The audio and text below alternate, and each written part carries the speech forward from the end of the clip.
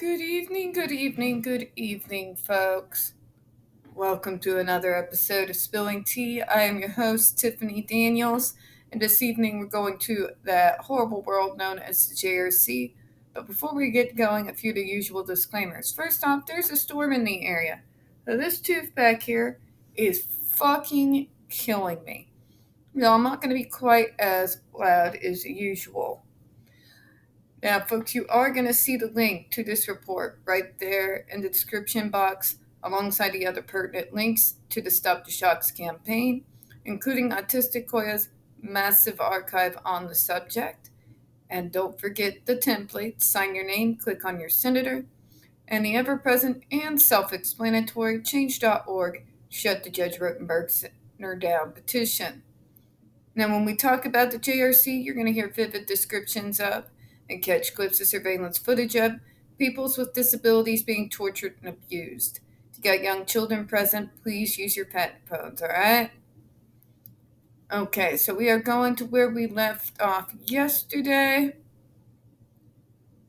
Page 15. I'm going to keep it short and sweet, folks, because I'm in a great deal of pain here.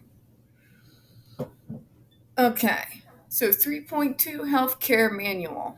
The program maintains a written and current healthcare policies and procedures manual containing all required health-related policies and procedures as described in 603 CMR 28 and 603 CMR 18 and approved by a licensed physician. The manual is readily available to all staff and includes policy and procedures on the following subjects. Oh, fuck me. It's the Bernstein report all over again. You're giving us a bunch of useless information that is in no way at all addressing the very pertinent issues that the New York 2006 review brought up. This shit here is meaningless. You're not addressing the issues at all. At all. It's Bernstein all over again. But anyways, we'll read this garbage fire. A. Provision of medical, nursing, and infirmary care. B. Emergency first aid. See Criterion 16.4. C. Administration of medications per DPH regulations. D. Administration of antipsychotic medications, including, where appropriate, Rogers procedures. Remember, folks, these folks don't like medication. Will be more than likely to remove medication, even if it's working, from a student than they are to administer it. But yeah, Massachusetts, right? Students with comfort care do not resuscitate orders. DPH guidelines issued on November 30th, 2004. Meningological disease and vaccination for residential schools with grades 9 through 12, post-secondary institutions that provide or license housing.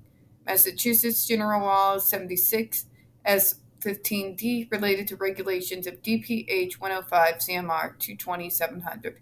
Could you imagine being a college student and still forced to live in one of these fucking residences? Can you imagine a more horrific nightmare than that? It's already nightmare fuel, but when you're talking about taking college classes and have to go back to that fucking hell where they treat you like a child, and there's nothing you can fucking do about it because your parents and your legal guardians and the fucking judge signed you up for it, fucking horrifying. Preventative health care. Receipt of medical treatment in accordance with students' religious beliefs. No smoking policy. See assurance on this subject. Toileting procedures. Food and nutrition. Name and contact information for consultant physician and additional emergency contacts. 3.3 Special Education and Regulation and Reference Materials. State 603 CMR 28. State regulations and specified excerpts from current federal special education regulations and related reference materials must be compiled and readily available for parents and staff to inspect. This compilation of materials must contain at least the following 5 documents: current federal IDEA regulations, 34 CFR 300.300-577, Appendix A to the above federal regulations, State Regulations 603 CMR 28 and 603 CMR 18, the current Department of Education IEP process guide and IEP forms, State restraint regulations for day schools. Okay, there's response required. It says it's implemented. Yeah, whatever, Karen. Okay, I'm going to stop here, but it becomes pretty damn clear what we're seeing here, folks.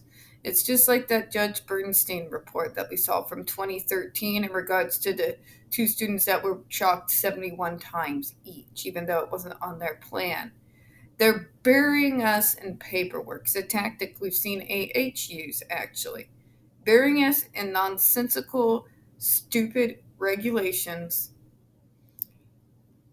While they may be needful, and I'm glad they have them, but they do not address any of the issues that the 2006 report from the New York State Department of Education brought up. And very pertinently so. It's like they are zigzagging to avoid that conversation. And what's really key is that they say at the very beginning that what prompted this review was that New York 2006 report, and yet they are addressing none of the issues that report brought up. Not food and safety standards, fire hazards, the abuse and marks on the kids, the fact that the people were not following the plans that they set out for those kids, and that those plans were so fucking vague that they can literally call non-compliance or aggressive behavior blinking. None of these are being addressed at all. At all. I wish I could be able to say I'm surprised to see it, but I'm not. So we as gluttons for punishment are going to continue on to read this dumpster fire for tomorrow, but I'm going to go ahead and close out for this evening. We don't get very many views on this channel, and the few that we do get do tend to get removed from time to time. So folks, please don't forget to hit that like button, hit subscribe, and don't forget to hit the comments. I do appreciate your time this evening, and as always, we here at Smelling Tea hope you have a good one. Bye-bye.